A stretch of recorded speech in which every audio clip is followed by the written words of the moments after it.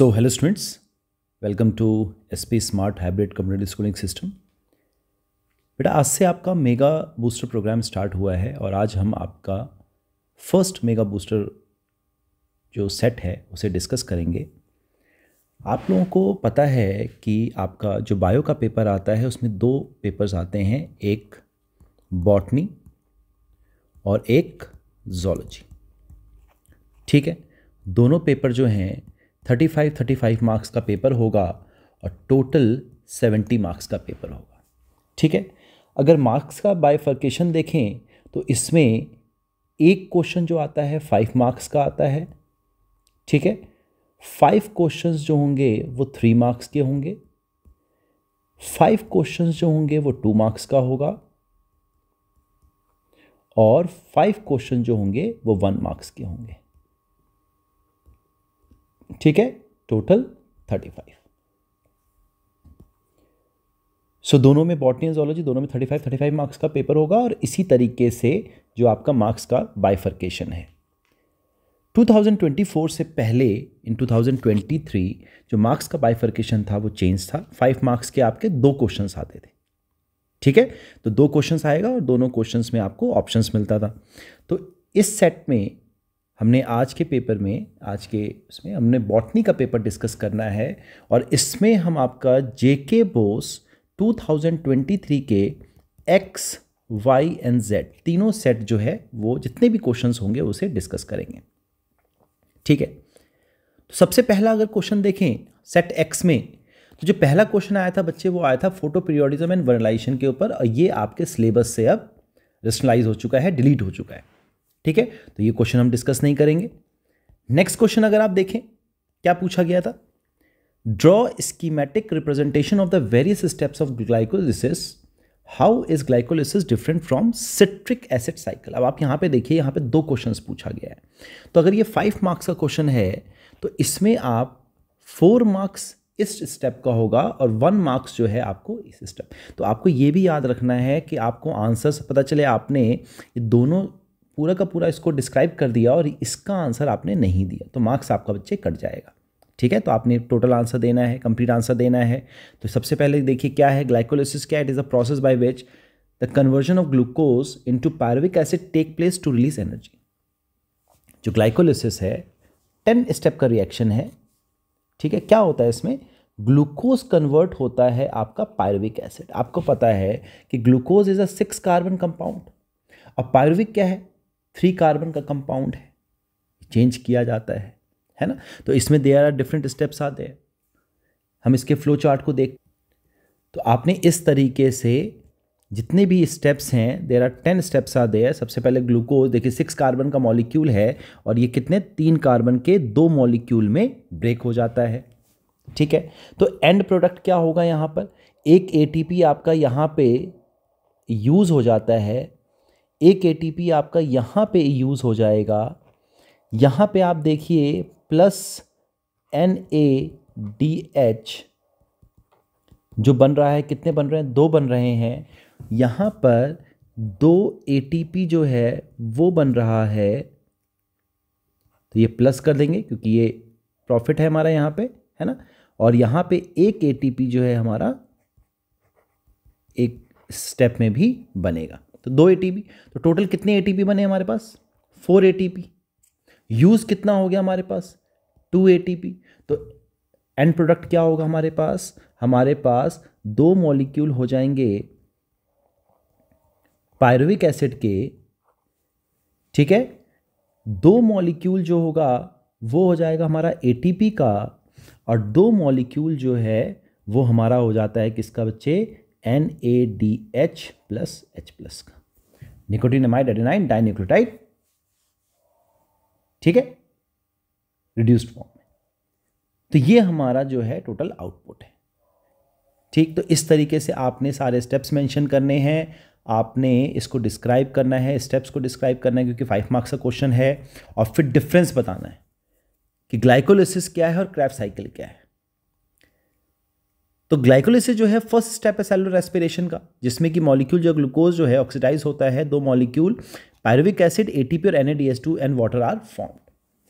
TCA cycle क्या है, Tricarboxylic acid cycle is a set of cyclic chain reaction in which acetyl coenzyme A is completely oxidized to give CO2, water, NaDH2 and FADH2. ठीक है, तो जो इसका and product है pyruvic acid, ये convert होता है पहले एसिटाइल कोएंजाइम ए में और फिर यहां से प्रोसीड करता है आपका ट्राइकार्बोक्सिलिक एसिड साइकिल, जिसे कि हम क्रैब साइकिल भी कहते हैं और सिट्रिक एसिड साइकिल भी कहते हैं। ठीक है बच्चे, इस तरीके से आपने ये डिस्कस करना है। नेक्स्ट क्वेश्चन अगर देखें तो यहां पे diagnostic characters, floral formula and floral diagram पूछा गया है फैमिली लिलिएसी का। अब ये फैमिली लिलिएसी जो है थ्योरी से आपका कट चुका है, लेकिन प्रैक्टिकल में आपका आता है, ये प्रैक्टिकल में है। ठीक है, तो प्रैक्टिकल के लिए पढ़ेंगे, लेकिन हमें थ्योरी में इसको नहीं पढ़ना है। ठीक है, तो इस क्वेश्चन को भी छोड़ देते हैं। नेक्स्ट देखिए, define flower, describe parts of typical flower, right the function of the flower. तो सबसे पहले अगर फ्लावर का स्ट्रक्चर देखें तो यहां पे बच्चे क्या प्रेजेंट होता है, थैलेमस रिसेप्टिकल प्रेजेंट होता है लाइक दिस। ये ग्रीन वाला पार्ट जो है this is called as sepal, और अगर हम इसको सेपल को अगर कंस्टिट्यूट कर दें, है ना, वो कर दें, यूनाइट कर दें, तो क्या कहलाता है, कैलिक्स कहलाता है। ठीक है, जब बड फॉर्म में होता है फ्लावर तो उसे प्रोटेक्ट करता है। ठीक है, फिर ये कलरफुल वाला पार्ट जो देख रहे हैं आप, ये कलरफुल वाला पार्ट जो है this part is called as petal. Petal जो है ब्राइटली कलर्ड होता है, it is used to attract the pollinators. खुशबू होती है इसमें, फ्रेगनेंस किस करता है ना, टू अट्रैक्ट द पॉलिनेटर्स। और अगर इसको हम कॉन्स्टिट्यूट कर दें तो ये क्या कहलाता है, यूनाइट कर दें तो क्या कहलाता है, ये कहलाएगा बच्चे आपका कोरोला। ठीक है बेटा, फिर यहां पे मेल रिप्रोडक्टिव पार्ट आ जाता है स्टेमन, this is male reproductive part, और अगर इसको यूनाइट कर दिया जाए तो ये क्या कहलाता है, एंड्रोशियम कहलाता है। ठीक है, ऊपर का पार्ट एंथर और नीचे का जो पार्ट है वो फिलामेंट है। और फिर यहां पे प्रेजेंट है हमारा female reproductive part, that is carpel और पिस्टिल, जिसको कि अगर हम यूनाइट कर दें तो क्या कहलाता है, गाइनोशियम। गाइनोशियम। ठीक है बच्चे, this is female reproductive part. कौन कौन से पार्ट हैं इसमें, ऊपर स्टिग्मा है, दिस वन इज स्टाइल, और ये नीचे का जो पार्ट है ओवरी। यही ओवरी आगे चल के जब मैच्योर होगा तो फ्रूट बनाएगा, और इसके अंदर जो ओव्यूल प्रेजेंट है, इस ओवरी से क्या बनता है, फ्रूट बनता है।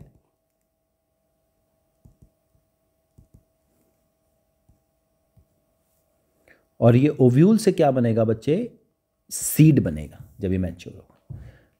So this is a typical description of a flower, right. और फंक्शंस भी हमने डिस्कस किया। सो इस तरीके से आपने डायग्राम बनाना है और इस तरीके से आप इसको डिस्क्राइब करेंगे। नेक्स्ट क्वेश्चन देखें, ये सेट किसका था, एक्स का क्वेश्चन था। सेट जेड में कौन कौन से क्वेश्चन पूछे गए हैं, describe in detail the role of growth regulator in agriculture. Growth regulators, plant growth regulator, जिन्हें कि हम प्लांट ग्रोथ हार्मोन्स भी कहते हैं, कौन कौन सा है। ऑक्सिन, कुछ प्रोमोटर्स होते हैं, कुछ इनहिबिटर्स होते हैं। ऑक्सिन प्रोमोटर्स में हम किस किस का नाम लिखेंगे, ऑक्सिन, जिब्रेलिन एंड साइटोकाइन। ये क्या है, प्रोमोटर्स हैं। और इनहिबिटर्स की बात करें तो इथाइलिन, इथाइलिन प्रोमोटर का भी काम करता है और इनहिबिटर, लेकिन हम इसको इनहिबिटर में कंसीडर करते हैं। और abscisic acid, ABA, abscisic acid. ठीक है, तो ये इस तरीके से आप फंक्शंस मेंशन करेंगे। अगर देखिए, अगर ये क्वेश्चन 5 मार्क्स में सारे ग्रोथ रेगुलेटर के बारे में पूछा गया है तो आपने थोड़ा थोड़ा करके जो है इसके बारे में 5 पॉइंट जो है हर ऑक्सिन, जिब्रेलिन, साइटोकाइनिन इस तरीके से डिस्क्राइब करेंगे। ठीक, अगर यही क्वेश्चन अगर सिर्फ ऑक्सिन के बारे में पूछा जाए फिर आप ऑक्सिन को डिस्क्राइब करोगे इन डिटेल। जिब्रेलिन पूछा जाए तो जिब्रेलिन में सिर्फ फिर 5 पॉइंट्स नहीं लिखेंगे, फिर हम इसको और अच्छे से एक्सप्लेन करके लिखेंगे। ठीक है, तो इस तरीके से आपने इसको मेंशन करना है। एब्सिसिक एसिड, इथाइलिन क्या क्या फंक्शन करता है, कौन सा प्रोमोटर है, कौन सा इनमें से इनहिबिटर है, ये आपको मेंशन करना है। ठीक, नेक्स्ट देखिए, describe the mechanism of electron transport system in respiration. Electron transport system क्या करता है? इलेक्ट्रॉन ट्रांसपोर्ट सिस्टम जो है होगा कहाँ पे? सबसे पहले तो पता होना चाहिए आपको, इनर माइटोकॉन्ड्रियल मेम्ब्रेन। देखिए कीवर्ड जो है वो मेंशन करना ज़रूरी है। क्या करता है? It helps in releasing and utilising the energy stored in NADH and FADH2। इससे क्या करता है? एनर्जी ATP रिलीज कराता है। एरोबिक रेस्पिरेशन में हेल्प करता है, 36 to 38 ATP जो है वो रिलीज कराता है। ठीक है, इस तरीके से आप स्टेप्स बताएंगे और यहाँ पे जितने भी ये कॉम्प्लेक्सेज हैं, complex 1 NADH dehydrogenase, complex 3 cytochrome BC1, complex 2 succinate dehydrogenase, complex 4 cytochrome C oxidase और फिफ्थ ATP सिंथेरेज को भी फिफ्थ कॉम्प्लेक्स मान लिया जाता है ना। कहीं कहीं पे कंसिडर करते हैं, कहीं कहीं पे नहीं करते हैं।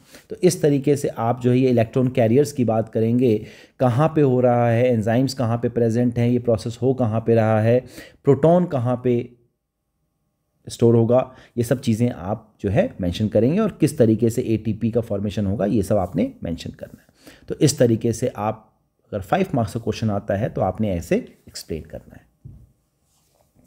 नेक्स्ट देखिए, enumerate the diagnostic character floral formula and floral diagram of family solanaceae. तो जब भी अगर फैमिली सोलेनेसी या किसी फैमिली के डिस्क्रिप्शन की बात आती है तो आप सबसे पहले तो बताओगे कि कॉमनली क्या कहलाता है, फिर इसके वेजिटेटिव कैरेक्टर्स और फ्लोरल कैरेक्टर्स, दोनों कैरेक्टर्स को बच्चे अक्सर क्या करते हैं, फ्लोरल कैरेक्टर को डिस्कस कर लेते हैं, इसको डिस्कस नहीं करते हैं। Vegetative characters both are important, right, दोनों डिस्कस करेंगे। इसके साथ साथ आपने डायग्राम भी बनाना है, क्योंकि देखो क्वेश्चन क्या पूछ रहा है, diagnostic character, floral formula and floral diagram. तो ये 3 मार्क्स का ये क्वेश्चन हो गया, 1 मार्क्स ये हो गया और 1 मार्क्स इसका हो गया। तो इस तरीके से बाइफर्केशन है। तो आपको हर एक चीज़ एक्सप्लेन करनी पड़ेगी, है ना। आपने इतना एक्सप्लेन कर दिया, आपको 3 मार्क्स मिल जाएगा। ये अगर ड्रॉ किया 1 मार्क्स मिल जाएगा, ये फ्लोरल फॉर्मूला लिख दिया 1 मार्क्स ऑल मिल जाएगा। तो इस तरीके से आप जो है, और इसके साथ साथ इसके एग्जाम्पल्स भी मेंशन करेंगे, एग्जाम्पल्स भी मेंशन करेंगे। ठीक है, कि सोलेनेसी फैमिली में जैसे पोटैटो है ना, सोलेनम ट्यूबरसम है, सोलेनम निग्रम है, इस तरीके से लाइकोपैन, इस तरीके से आपने इसके एग्जाम्पल्स भी मेंशन करने हैं। ठीक है, तो इससे एक आंसर जो है बेटा पूरा कंप्लीट हो जाएगा। नेक्स्ट देखिए क्या पूछा गया है सेट Z में, define the term inflorescence, distinguish between racemose and cymose inflorescence. ठीक, आंसर बताना है वेल्डेबल डायग्राम के साथ आपको। इन्फ्लोरेसेंस होता क्या है? सबसे पहले तो ग्रुप है, क्लस्टर है फ्लावर्स का, arranged on a stem that is composed of main branch और a complicated arrangement of branches. Arrangement है फ्लावर्स का ऑन द फ्लोरल एक्सिस। ठीक है, it is the modified part of the shoot of seed plants where flowers are formed on the axis of a plant। तो सबसे पहले देखो आपका यहाँ पे 1 नंबर के डेफिनेशन आ गए और डिस्टिंग्विश करने का जो वो है वो आपका 4 मार्क्स का है, दोनों ही चीज़ों में। तो यहाँ पे डेफिनेशन आ गई, इतना आपने लिख दिया, आपको 1 मार्क्स मिल जाएगा। नेक्स्ट अगर आप जब इसमें एक्सप्लेन करेंगे इस तरीके से, देखिए आपने इस टेबल को बताना है दोनों में क्या डिफरेंस है। एक कंटिन्यू करता रहता है, एक टर्मिनेट मेन एक्सिस को टर्मिनेट कर देता है। ग्रोथ इसमें अनलिमिटेड है, इसमें लिमिटेड है। एग्जाम्पल्स भी बता दो इसके साथ कि इसके एग्जाम्पल्स, रेजिमोज इन्फ्लोरेसेंस किस में मिलता है, साइमोज किस में मिलता है। इस तरीके से डायग्राम बता दीजिए। देखिए जो ओल्ड फ्लावर्स हैं यहाँ पे नीचे होता है और यंग वंस जो है ऊपर की तरफ, और जो टिप है वो फ्री रहता है, इट इज़ फ्री। लेकिन अगर अब यहाँ पे देखो तो यहाँ पे जो ओल्ड फ्लावर जो है इस तरीके से एक ही एक्सिस पे, और ओल्ड फ्लावर जो है टिप पे दिखाई दे रहा है आपको, है ना। तो यहाँ पे ये टर्मिनेट हो रहा है, ग्रोथ क्या है, लिमिटेड है। तो डायग्राम के साथ शो करेंगे। तो बायो में examples and diagrams are very important, right. तो ये 4 मार्क्स से क्वेश्चंस हो गए। नेक्स्ट देखिए 3 मार्क्स से क्वेश्चंस में क्या क्या पूछा जाता है। State the criteria followed by R.H. Whittaker for his classification of 5 kingdom arrangement of mechanism. R.H. Whittaker ने कब दिया था? 1969 में दिया था 5 किंगडम क्लासिफिकेशन। कैरेक्टर्स क्या क्या लिए थे? Cell type, cell wall, nuclear membrane, body organisation and mode of nutrition. इसके बेसिस पर उन्होंने 5 किंगडम के बारे में बताया, Monera, Protista, Fungi, Plantae, animalia.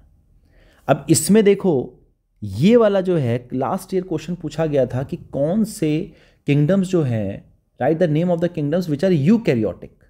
तो यूकैरियोटिक कौन कौन से हैं, ये 2024 में पूछा गया है क्वेश्चन। तो protista, fungi, planted, animalia, simple सा क्वेश्चन है और 2 मार्क्स में ये क्वेश्चन पूछा गया है। तो इस तरीके से this is very important. Cell wall किस में है, तो देखिए सेल वॉल इसमें एब्सेंट है, किस चीज़ का बना हुआ है बताएंगे, काइटिन का किस में, सेलुलोज का किस में है ना। न्यूक्लियर मेम्ब्रेन एब्सेंट है in Monera, that's why they are called as incipient nucleus होता है, नेकेड न्यूक्लियस होता है ना बच्चे। इस तरीके से आपने इस आंसर को मेंशन करना है। नेक्स्ट देखिए lichens, 3 distinguishable characters of lichens. Lichens क्या होता है, स्मॉल ग्रुप ऑफ प्लांट है जिसमें कि किसका सिम्बायोटिक एसोसिएशन है, एल्गी एंड फंगस का, ठीक है। जो एल्गल पार्ट है और फंगल पार्ट जो है फाइकोमाइसी कहते हैं, फाइकोबायोन्ट कहते हैं, और फंगस को माइकोबायोन्ट कहते हैं, क्योंकि सिम्बायोटिक एसोसिएशन है ना, तो बायोन्ट वर्ड यूज करेंगे, ठीक है। जो फंगस है वो न्यूट्रिशन प्रोवाइड करता है, वाटर एंड मिनरल्स देता है, और एल्गी क्या करता है, उसको खाना बना के देता है, photosynthesis, because it is a plant, तो इट प्रोड्यूसेस फूड, ठीक है। कुछ इसके कैरेक्टरिस्टिक सेंसिटिव होता है एयर पॉल्यूशन, जहाँ पे भी पॉल्यूशन होगा वहाँ पे लाइकन्स ग्रो नहीं करते हैं। पिगमेंटेशन होता है ड्यू टू एल्गी, तो कलरिंग एजेंट की तरह यूज़ होता है, स्पेसिस की तरह यूज़ किया जाता है इसको। Algae belongs to the blue green algae like nostoc, stigonema. Fungus partner belongs to ascomycetes family, ठीक है बेटा। तो इस तरीके से इसका आंसर लिखना है आपने। इंपॉर्टेंट कैरेक्टरिस्टिक है जिम्नोस्पर्म का। जिम्नोस्पर्म क्या है, निकेड सीड, है ना, कोई फ्रूट नहीं होता है इसके अंदर, they do not produce flowers, seeds are not formed inside a fruit, they are naked. तो इस तरीके से आपने इससे कैरेक्टरिस्टिक्स जो है, क्योंकि 3 मार्क्स का है तो 6 to 7 पॉइंट्स आर इनफ, ठीक है। लेकिन आपने ये मेंशन करना है, 2-3 पॉइंट से काम नहीं चलेगा बच्चे, आपको कम से कम 6-7 पॉइंट्स इसमें मेंशन करने पड़ेंगे, ठीक है। नेक्स्ट देखिए, briefly explain the internal structure of monocot stem with a healthy of the diagram. तो मोनोकॉट स्टेम में क्या होता है, आपको पता है कि जो वस्कुलर बंडल्स होते हैं near the outside edge of the stem होते हैं। वस्कुलर बंडल्स आर स्कैटर्ड होते हैं इन पैरेनकाइमेटस ग्राउंड टिश्यू, कोई पिथ नहीं होता है। डाइकोट स्टेम्स है bundles in a ring surrounding parenchyma cells in the. तो इस तरीके से जो है आप जो है डिफरेंस बता सकते हैं, इनके बारे में बता सकते हैं। तो आप देखो कि जो बंडल शीट्स हैं वो स्कैटर्ड हैं ग्राउंड टिश्यू सिस्टम में, ठीक है। तो इस तरीके से आपने डायग्राम जो है, वेल लेबल डायग्राम जो है आपने ड्रॉ करना है। नेक्स्ट देखिए, state the 3 criteria for essentiality of an element. ये क्वेश्चन भी अब आपके सिलेबस से डिलीटेड है, तो इसको नहीं करना है आपने।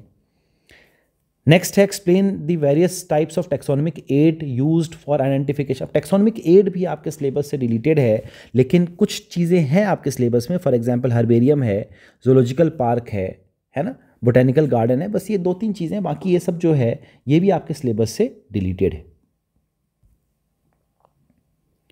तो ये बच्चे आपका जो है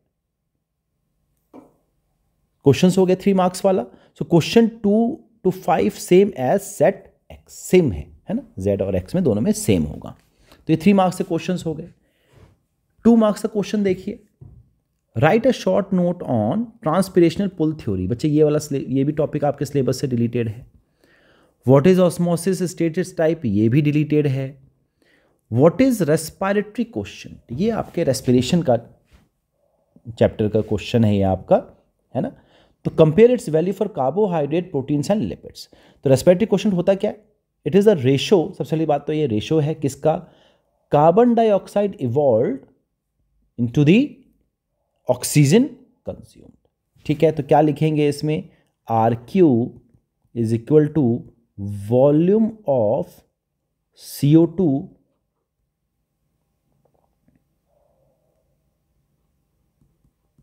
evolved divided by volume of